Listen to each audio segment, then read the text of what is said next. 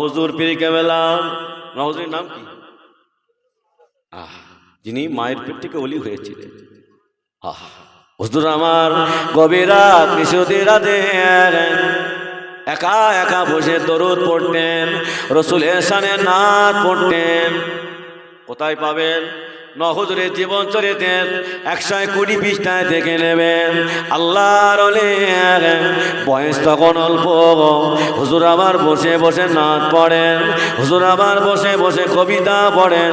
আল্লাহর ওলি মুজাদ্দিদুজ্জামান হুজুর আমার গভীর রাতের বাইরে বার হয়ে দেখে আল্লাহ নবী মদিনাতে নাই। হুজুর আমার ফুরফুরা জমিনে হাজির হয়ে গেছে। কিতাবে দেখে নেবে। ও যুবকেরা,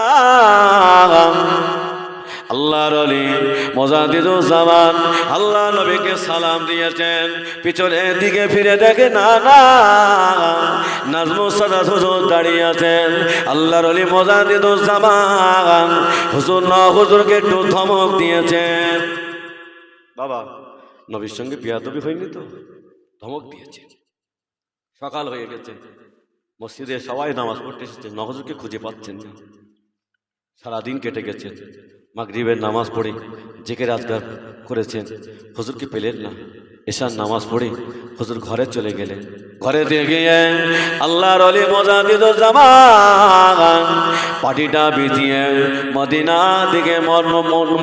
দিকে মনটা করে কাঁদে। ইয়া রাসূলুল্লাহ হে, ইয়া হাবিবাল্লাহ, আমি আবু বকর আপনার সাথে কে বিয়াদবি করেছি? হুজুর, আমার নাজমুস সাদাতকে আপনার সাথে বিয়াদবি করেছেন। আমার নাজমুস সাদাতকে কেন পায় না? আমার নাজমুস সাদাত কোথায় গিয়েছেন? আল্লাহর ওলি একটু ঘুমিয়ে গেছেন। হুজুর আমার স্বপ্ন দেখেন, আল্লাহ নবী জানিয়ে দিয়ে বাবা আবু বকর, ওগো বাবা আবু বকর, তোমার নাজমুস সাদাতকে আমি নবী এত ভালোবাসি, আমি নবী এত মহব্বত করি।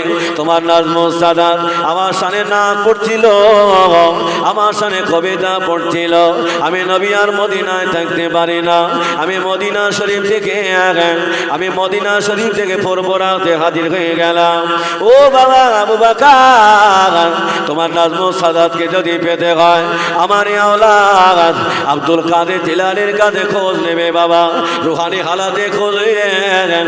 পরের দিন ফজরের নামাজের পরে দেখতে পাওয়া যায় আল্লাহর ওলি হুজুর পীর কেবলা বাড়ির সামনে ঘোরাঘুরি করিতেছে।